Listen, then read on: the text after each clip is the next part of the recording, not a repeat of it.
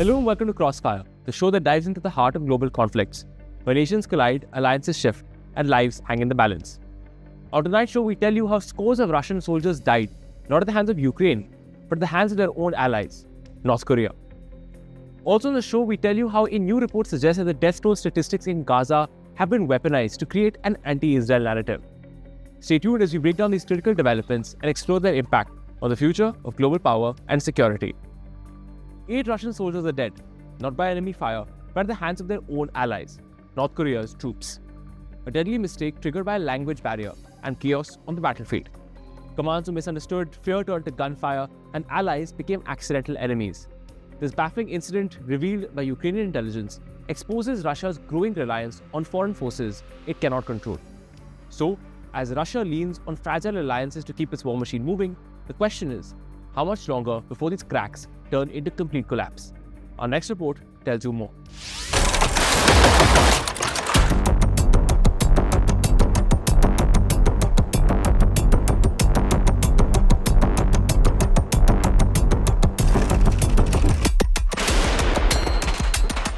Eight Russian soldiers dead, not at the hands of Ukraine, but their own allies, the North Korean troops.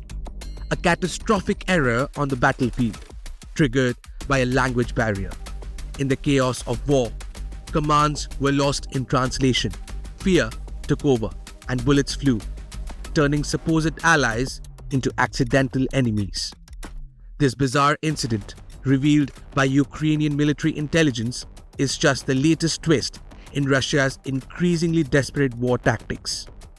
This incident unfolded in the Kursk region, where Moscow is trying to reclaim territory, but it lays bare a troubling reality. Russia is struggling to control the North Korean forces it brought to the front lines. The reason? Pure confusion. These North Korean soldiers, described as fearful and disoriented, could not understand the commands coming from their Russian allies. In the chaos, they mistook their own side for the enemy and opened fire, killing 8 Russian troops instantly. And this isn't an isolated problem. Russia has faced mounting challenges controlling North Korean forces on the battlefield. The core issue is communication. The language barrier has turned these troops from assets into potential liabilities. And it's a gap that Moscow seems ill-prepared to fix. Just a few months ago, the United States confirmed that Russia had brought in 10,000 North Korean soldiers to bolster its forces. This revelation shocked the international community. This chaos comes as Russia continues to push forward in eastern Ukraine. President Vladimir Putin recently claimed Moscow had captured 189 Ukrainian settlements this year alone. But with reports of friendly fire, language mishaps, and unconventional forces like the North Koreans on the ground, just how stable is Russia's war strategy? With casualties mounting and incidents like these, we're seeing the consequences of Moscow's desperate reliance on unconventional allies. This incident is more than just a tragic mishap. It's a symbol of desperation. Russia's growing reliance on foreign troops just show how stretched its own military has become. And while North Korean forces might bring manpower, their lack of understanding of the language, the battlefield, and even the war itself makes them dangerously unpredictable. In a battlefield, one missed command, one misunderstood order can turn allies into enemies. And that's exactly what happened with Russia. As the battle rages on in Kursk region and beyond, the consequences of Russia's chaotic alliances become clearer every day. But the question remains, what comes next? Will Moscow find a way to regain control of its foreign troops? Or will more mistakes like this one escalate the war into even more dangerous territory? Israel may be closer than ever to launching a decisive strike on Iran's nuclear facilities. With Donald Trump's vocal backing and Tehran's nuclear program nearing weapons-grade uranium, the clock is ticking. For Israel, the threat isn't theoretical anymore. And now, with Trump's support potentially unlocking advanced US military aid, Netanyahu is ready for conflict. So, will Israel strike? or will this powder keg explode on its own? For more on this, listen in to our next report.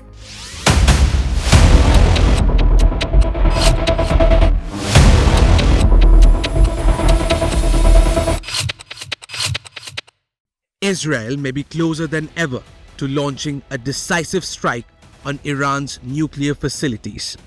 With Donald Trump's backing and Iran's nuclear program inching dangerously close to weapons-grade capability, this moment feels like a ticking time bomb. For Benjamin Netanyahu, it's not just a choice, it's an opportunity. Intelligence reports reveal that Iran's nuclear program is very close to weapon-grade uranium. Tehran, while denying its nuclear ambitions, is now at a point where it has enough material for multiple bombs if its leadership gives the green light. For Israel, this is no longer just a warning, it's a call to action. And with Trump's vocal support for Israel, advanced US military aid could soon be on the table. This includes powerful bunker-busting munitions designed to destroy Iran's deeply buried nuclear sites. So, is Netanyahu preparing for a preemptive strike? For him, this moment may be pivotal. Recent airstrikes across Syria have already weakened Iran's regional influence, targeting weapon stockpiles and air defenses. And then comes Donald Trump. As he prepares for his return to power, Trump's unwavering backing of Israel could shift the dynamics further. Reports suggest his team is considering enhanced military support. Israel's Air Force is already on high alert, with potential targets identified. Military experts argue that a preemptive strike could cripple Iran's nuclear ambitions, but not without consequences. Tehran has warned that any attack would lead to its withdrawal from international agreements, potentially escalating the crisis to an all-out conflict. But Israel and the United States are now in a race against time. A nuclear-armed Iran would not only alter the balance of power in West Asia, but threaten global security. Diplomacy hangs by a thread, while the shadow of war grows darker. With Trump's support bolstering Israel's confidence, will Netanyahu see this as his moment to act? Are the headlines telling us the full story, or just what we're meant to believe? A bombshell new report on the Israel-Hamas war accuses Gazan authorities of manipulating death tolls to push an anti-Israel narrative. The UK-based Henry Jackson Society claims that casualty figures reported worldwide have been distorted, painting a picture where civilians, especially women and children, are the primary victims of conflict. So, in a war where public opinion matters about as much as military action, are the numbers being weaponized?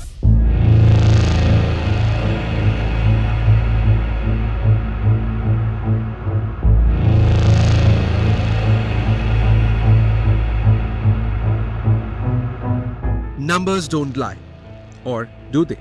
A startling new report has accused Gaza authorities of inflating the war's death toll, fueling an anti-Israel narrative that's now dominating global headlines.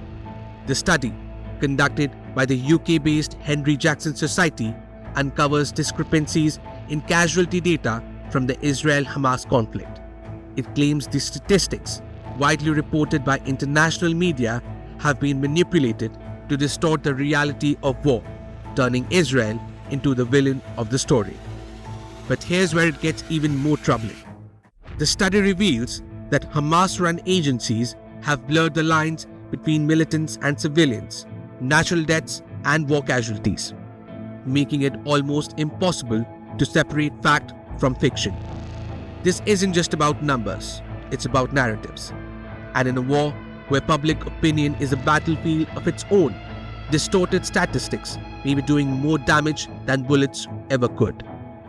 The Gaza Health Ministry claims over 45,000 lives have been lost since the war began, but the report disputes this figure.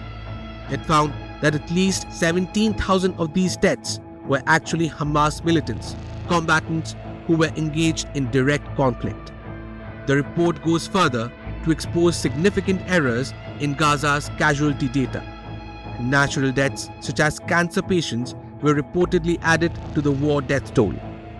men were misclassified as women to inflate the count of female casualties. Adults were included in statistics for child deaths, further distorting the narrative that innocent children bear the brunt of the conflict. The Henry Jackson Society argues that these inaccuracies were deliberate attempts to stir international outrage against Israel. This study comes at a time when tensions in the region remain high and Israel faces growing criticism from international bodies. On the other hand, Hamas has benefited from a narrative that places civilian casualties front and center, whether accurate or not. So, is the death toll from the Israel-Hamas conflict getting buried beneath politics, propaganda, and raw emotion? This report challenges us to think critically. Are we getting the full picture or just fragments designated to manipulate perception? So that's all we have for you in this edition of Crossfire. See you again tomorrow.